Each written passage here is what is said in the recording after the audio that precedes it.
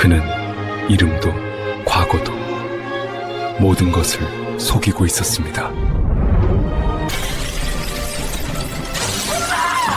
저 인간이 우리 아버지를 죽음으로 몰아넣은 그 가해자라고요! 그럼 10년간의 외로움을 끝내줄 거라 믿었던 황혼의 재혼. 남겨진 건 이 조용한 방과 나 하나뿐이네요. 용서할 수 없는 죄. 하지만 진실했던 사랑. 여러분이라면. 엄마, 저 인간 당장 내보내. 저 인간이 여기 왜 있어? 10년 만에 해외에서 돌아온 아들이 현관문을 열자마자 짐가방도 내팽개친 채 절규했습니다. 아들을 위해 정성껏 차린 갈비찜 냄비가 거실 바닥으로 떨어져 박살이 났고 뜨거운 김이 거실 가득 피어올랐습니다. 아들은 분노에 눈이 멀어 내 재혼 남편인 한 선생의 멱살을 틀어쥐었습니다. 당장이라도 숨통을 끊어버릴 듯한 기세였습니다. 지훈아, 너 왜 이래? 이분이 누구라고 이 무례한 짓이야. 내가 비명을 지르며 아들을 떼어놓으려 했지만 아들의 눈에는 핏발이 서 있었고 온몸은 경련하듯 떨리고 있었습니다. 아들은 피눈물을 흘리며 나를 노려보았습니다. 엄마, 저 인간이 어떤 인간인지 몰라? 우리 집 망하게 하고 아버지를 죽음으로 몰아넣고 내 다리까지 평생 절게 만든 바로 그 가해자라고. 그 순간 지난 1년간 천사처럼 다정했던 재혼.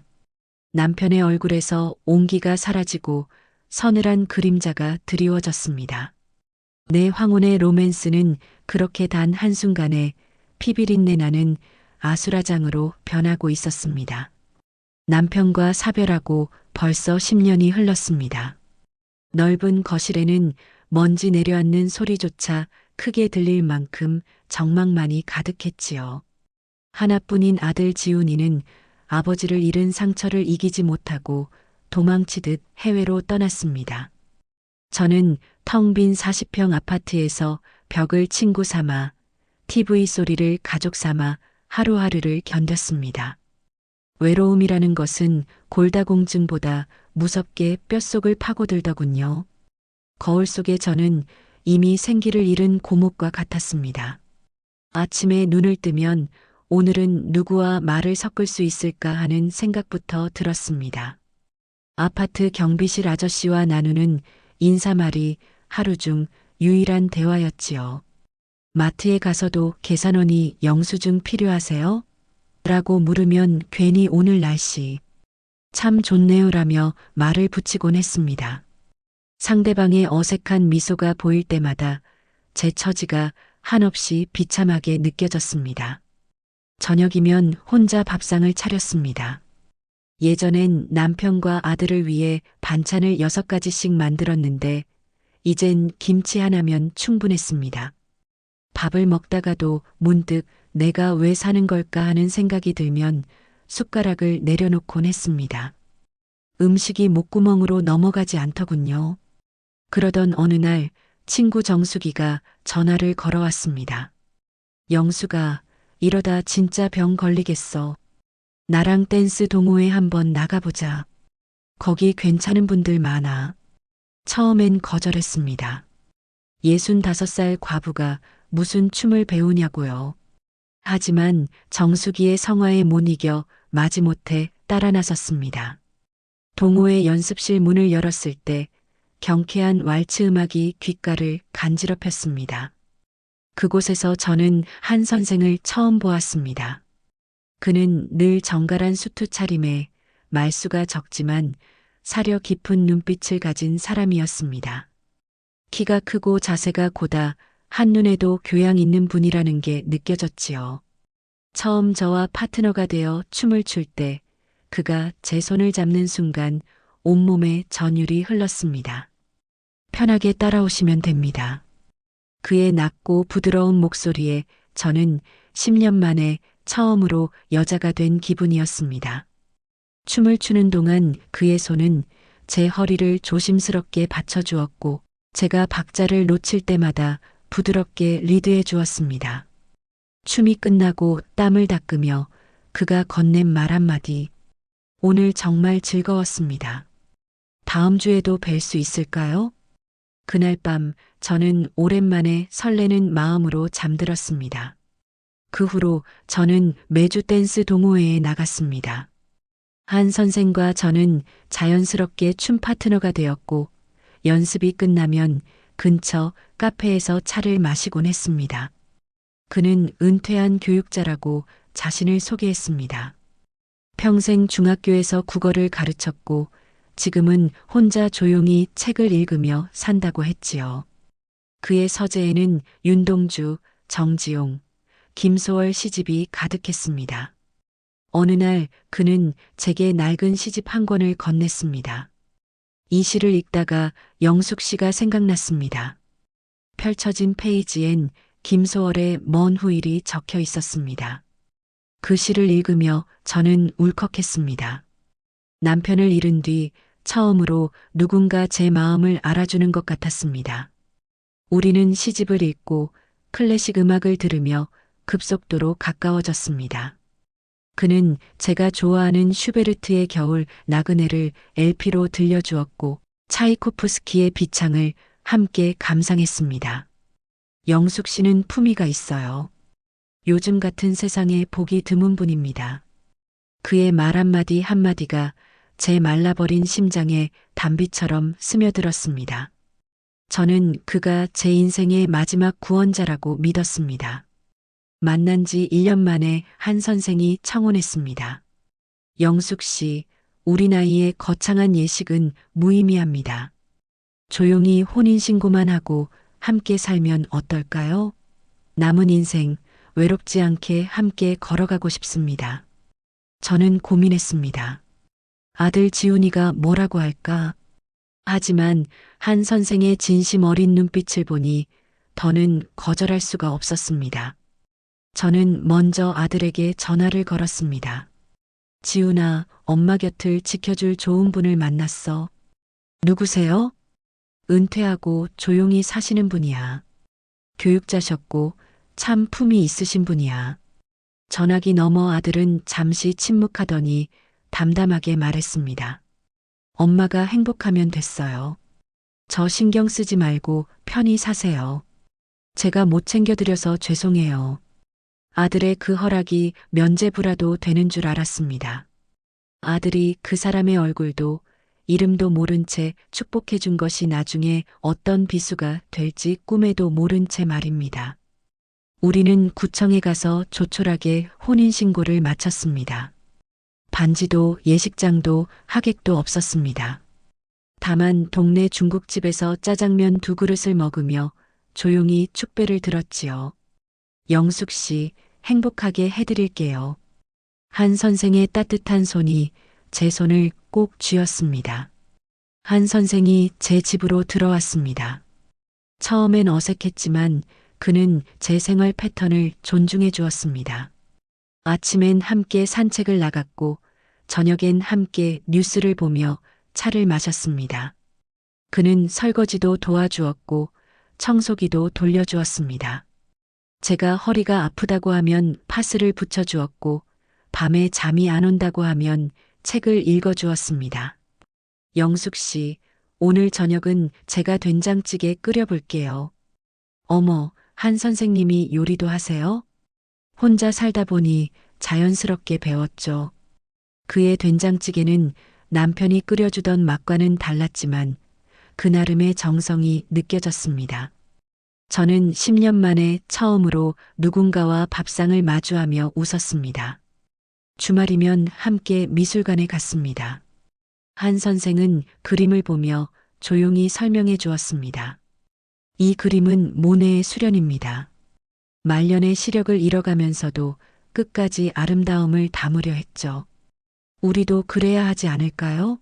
마지막까지 아름다운 것을 보며 살아야죠. 그의 말에 저는 고개를 끄덕였습니다. 우리의 황혼이 아름답게 빛나기를 바랐습니다. 재혼한 지 1년쯤 지났을 무렵 아들에게서 전화가 왔습니다. 엄마, 저 다음 달에 영구 귀국해요. 정말? 지훈아, 엄마 얼마나 기다렸는지 아니? 회사에서 한국 지사로 발령받았어요. 이제 엄마 곁에서 살 수 있을 것 같아요. 저는 기뻐서 어쩔 줄 몰랐습니다. 10년 만에 아들을 다시 품에 안을 수 있다니. 한 선생도 제 기쁨을 함께 나눠주었습니다. 축하합니다, 영숙 씨. 아드님이 돌아오시면 제가 정성껏 음식 준비하겠습니다. 고마워요, 한 선생님. 지훈이도 선생님 보면 좋아할 거예요. 하지만 그때 한 선생의 표정이 미묘하게 굳어지는 걸 저는 놓쳤습니다. 그의 손이 잠깐 떨렸던 것도요. 귀국일이 다가올수록 저는 들떠서 장을 보고 집을 청소했습니다. 아들이 좋아하던 갈비찜을 만들기 위해 정육점을 3군데나 돌아다녔습니다. 한 선생은 평소보다 말이 없어졌지만 저는 신경 쓸 겨를이 없었습니다. 드디어 아들이 귀국하는 날이 왔습니다. 저는 한 선생과 함께 인천공항으로 마중을 나갔습니다. 하지만 한 선생이 갑자기 말했습니다. 영숙 씨, 저는 집에서 기다리는 게 좋을 것 같습니다. 처음 만나는 자리니 모자간에 편하게 시간을 보내세요. 그래요? 그럼 우리 집에서 뵈어요. 공항에서 아들을 만났습니다. 10년 만에 본 아들은 많이 성숙해 있었지만 여전히 다리를 절며 걷고 있었습니다. 제 가슴이 미어졌습니다. 엄마, 보고 싶었어요. 지훈아, 엄마도. 어서 집에 가자. 내가 좋아하는 갈비찜 해놨어. 택시를 타고 집으로 가는 내내 저는 아들 손을 꼭 잡고 있었습니다. 집에 도착해 현관문을 열었을 때 거실에서 TV를 보고 있던 한 선생이 일어나 인사했습니다. 어서 오세요. 저는 그 순간 아들의 얼굴이 돌처럼 굳어버렸습니다. 엄마, 저 인간 당장 내보내. 저 인간이 여기 왜 있어? 아들이 짐가방을 내팽개치며 절규했습니다. 저는 무슨 일인지 몰라 당황했습니다. 지훈아, 왜 이래? 이분은 엄마 남편이야. 남편? 남편이라고. 아들은 거실로 뛰어들어가 한 선생의 멱살을 틀어쥐었습니다. 테이블 위에 갈비찜 냄비가 바닥으로 떨어져 박살났습니다. 엄마, 저 인간이 어떤 인간인지 몰라. 아들의 눈에서 핏물 같은 눈물이 흘러내렸습니다. 저 인간은 우리 집 망하게 하고 아버지를 죽음으로 몰아넣고 내 다리까지 평생 절게 만든 바로 그 가해자라고. 제 머릿속이 하얗게 변했습니다. 가해자? 20년 전 우리 집안을 파탄낸 그 사람이라고? 지훈아, 무슨 소리야. 한 선생님은 교육자시잖아. 교육자? 웃기지 마. 저 인간은 한규철이 아니라 박재훈이야. 성까지 갈고 엄마한테 접근한 거라고. 아들의 폭로는 가슴을 도려내는 칼날 같았습니다. 20년 전 우리 집안이 무너질 때의 기억이 파노라마처럼 펼쳐졌습니다. 남편은 작은 인쇄소를 운영했습니다. 성실하고 정직한 사람이었지요. 그런데 어느 날 브로커가 찾아와 큰 사업 이야기를 꺼냈습니다. 출판 유통 사업이라며 투자만 하면 큰 돈을 벌 수 있다고 했습니다. 남편은 처음엔 거절했지만 그 브로커가 계속 찾아와 설득했습니다. 결국 남편은 집까지 담보로 잡고 돈을 빌렸습니다. 하지만 그것은 처음부터 계획된 사기였습니다. 돈을 투자하자마자 브로커는 잠적했고 우리 집엔 빚쟁이들이 몰려왔습니다. 남편은 경찰에 신고했지만 아무 소용 없었습니다. 배우의 권력자가 있었기 때문입니다. 결국 남편은 빚을 감당하지 못하고 스스로 목숨을 끊었습니다. 아들 지훈이는 그 과정에서 빚쟁이들을 피해 도망치다 계단에서 굴러떨어져 다리를 크게 다쳤습니다. 수술을 받았지만 완치되지 않아 평생 절뚝거리며 살게 되었습니다. 그리고 그때 그 브로커가 바로 한 선생, 아니 박재훈이었다는 것입니다. 한 선생은 아들의 손에 멱살이 잡힌 채로 고개를 떨구었습니다. 맞습니다. 그의 목소리는 떨리고 있었습니다. 저는 박재훈입니다. 지훈 씨 아버님을 죽음으로 몰아넣은 그 사람이 맞습니다. 저는 비명을 지르며 주저앉았습니다. 한 선생님, 아니, 당신이 정말. 영숙 씨, 들어주세요. 제발. 닥쳐. 당신 같은 인간이 무슨 할 말이 있어. 아들이 한 선생을 거실 바닥에 내동댕이 쳤습니다. 한 선생은 일어나지 않았습니다. 그저 바닥에 엎드린 채 말했습니다. 저는 용서받을 수 없다는 걸 압니다. 하지만 제발 들어주세요.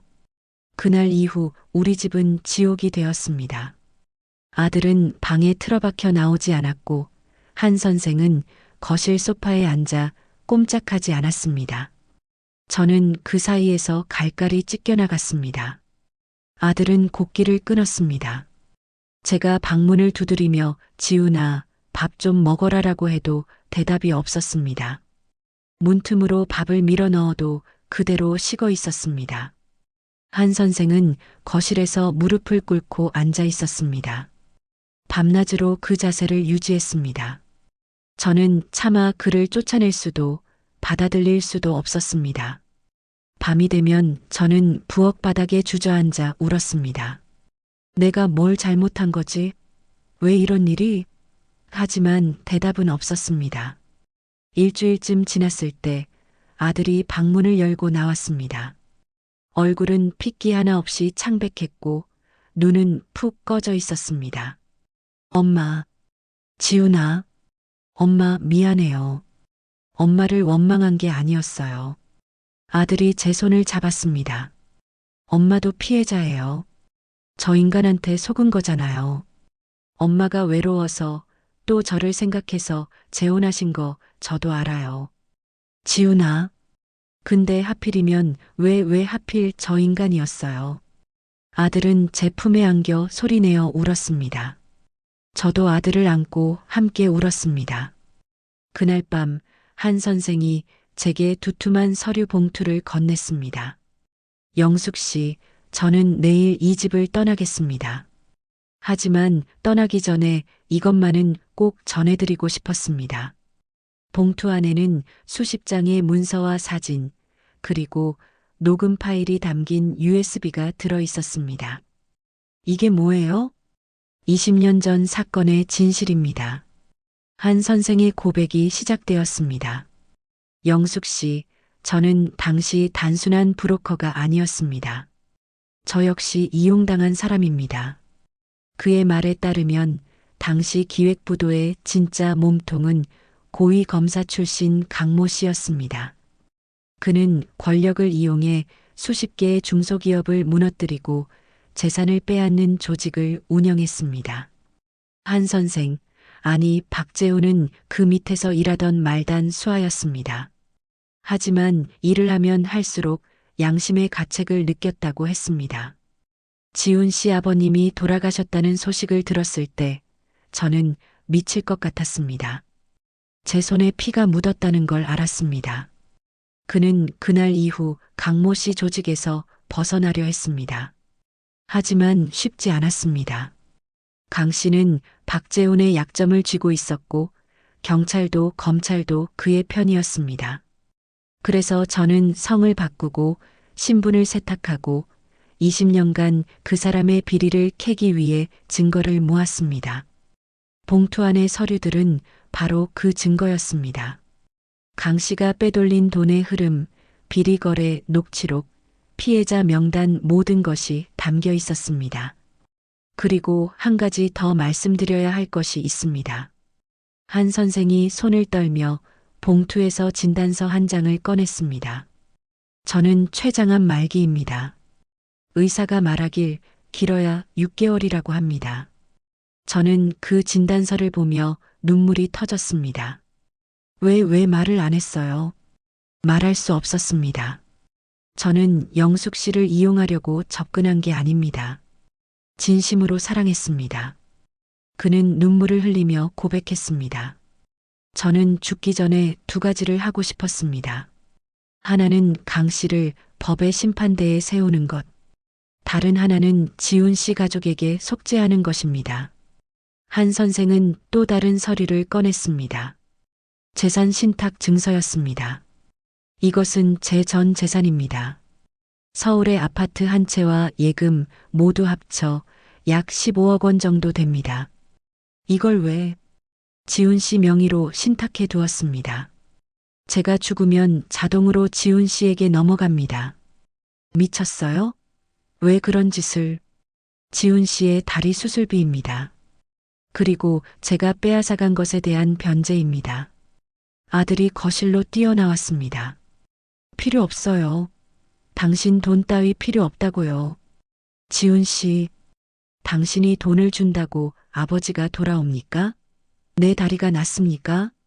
한 선생은 고개를 숙인 채 대답했습니다. 아닙니다. 하지만 제가 할 수 있는 건 이것뿐입니다. 그리고 마지막으로 이것을 전해드립니다. 한 선생이 낡은 열쇠를 꺼냈습니다. 이 열쇠는 지훈 씨 아버님의 유품 상자를 여는 열쇠입니다. 그 안에 강 씨를 단죄할 결정적 장부와 녹취록을 숨겨두었습니다. 우리 아버지 유품 상자예요? 네. 20년 전 제가 마지막으로 아버님 인쇄소를 방문했을 때 몰래 숨겨두었습니다. 가장 안전한 곳이라고 생각했습니다. 아들은 그 열쇠를 받아들고 떨었습니다. 당신 진짜 20년간 이걸 준비한 거예요? 네. 죽기 전에 반드시 강 씨를 법정에 세우고 싶었습니다. 그리고 지훈 씨 아버님께 용서를 구하고 싶었습니다. 한 선생은 그 증거를 가지고 검찰에 자수했습니다. 그리고 20년간 모은 모든 증거를 제출했습니다. 강 씨는 결국 체포되었고 법정에 섰습니다. 재판이 열리는 날 저와 아들도 방청석에 앉았습니다. 한 선생은 증인석에 섰습니다. 그의 얼굴은 병색으로 창백했지만 목소리만은 또렷했습니다. 재판장님, 저는 20년 전 강모 씨의 지시로 수십 명의 선량한 사람들을 파산시켰습니다. 그중 한 분이 스스로 목숨을 끊었습니다. 저는 그 죄를 평생 짊어지고 살았습니다. 그의 증언은 4시간 넘게 이어졌습니다. 강 씨는 결국 징역 15년을 선고받았습니다. 재판이 끝나고 법정을 나서던 한 선생이 갑자기 쓰러졌습니다. 한 선생님, 저는 달려가 그를 안았습니다. 그의 입에서 피가 흘러나왔습니다. 영숙 씨 미안합니다. 사랑했습니다. 말하지 마요. 구급차? 누가 구급차 좀 불러요. 하지만 그는 제품에서 조용히 눈을 감았습니다. 마지막 순간 그의 손이 제 손을 꼭 쥐었습니다. 영숙 씨 고맙습니다. 마지막 1년이 제 인생에서 가장 행복했습니다. 그리고 그는 숨을 거두었습니다. 장례식은 조촐하게 치러졌습니다. 문상객은 저와 아들, 그리고 댄스 동호회 친구들 뿐이었습니다. 장례를 치르고 집으로 돌아왔을 때 한 선생의 서재에서 편지 한 통을 발견했습니다. 제 이름이 적힌 편지였습니다. 영숙 씨에게. 이 편지를 읽고 계시다면 저는 이미 세상을 떠났을 것입니다. 저는 평생 죄를 짓고 살았습니다. 하지만 당신을 만난 1년은 제 인생에서 유일하게 진실된 순간이었습니다. 당신을 사랑한 것은 거짓이 아니었습니다. 처음엔 속죄를 위해 접근했지만 당신과 함께한 시간들은 진심이었습니다. 용서를 바라지 않습니다. 다만 지훈 씨가 제 재산으로 다리 수술을 받고 행복하게 살 수 있기를 바랍니다. 영숙 씨, 다음 생에서는 죄 없는 사람으로 태어나 당신을 다시 만나고 싶습니다. 마지막까지 사랑했습니다. 한규철 올림. 저는 그 편지를 읽고 또 울었습니다. 아들은 결국 한 선생이 남긴 돈으로 다리 수술을 받았습니다. 엄마, 저 이 돈 쓰고 싶지 않았어요. 근데 한 선생님의 마지막 소원이잖아요. 수술은 성공적이었습니다. 아들은 이제 거의 정상적으로 걸을 수 있게 되었습니다. 20년 만에 처음으로 절뚝거림 없이 걷는 아들을 보며 저는 울었습니다. 엄마, 괜찮아요? 응, 내가 이렇게 걷는 걸 보니 한 선생님이 보고 싶네. 지금 우리 집 거실에는 여전히 무거운 침묵이 흐릅니다. 하지만 예전과는 다릅니다. 한 선생이 남긴 서예 작품이 벽에 걸려 있습니다. 속죄. 아들은 가끔 그 글씨를 멍하니 바라보곤 합니다. 엄마, 한 선생님은 진짜 우릴 사랑한 걸까요? 그랬을 거야. 마지막엔 진심이었을 거야. 저도 그렇게 믿고 싶어요. 저는 이제 다시 혼자입니다. 하지만 예전처럼 외롭지는 않습니다. 아들이 곁에 있고 한 선생의 흔적들이 집안에 남아 있습니다. 그의 LP판들, 시집들, 서예 작품들 모두 그대로입니다. 저는 가끔 그가 좋아하던 슈베르트를 틀어놓고 차를 마십니다. 한 선생님, 오늘 날씨 참 좋네요. 같이 산책 가고 싶었을 텐데. 혼잣말을 하면서도 제 입가엔 미소가 번집니다. 오늘도 창밖을 보며 묻습니다. 노년의 끝자락에서 만난 그 인연은 축복이었을까요? 아니면 잔인한 신의 장난이었을까요? 한 선생은 저를 이용하려 했지만 결국 진심으로 사랑했습니다. 그는 죄인이었지만 마지막엔 속죄했습니다. 그는 저를 아프게 했지만 동시에 구원했습니다. 용서하기엔 너무나 큰 상처였고 잊기엔 너무나 절절한 사랑이었습니다. 여러분이라면 이 사랑을 어떻게 기억하시겠습니까? 노년의 재혼, 그 끝에서 우리는 무엇을 얻고 무엇을 잃는 걸까요?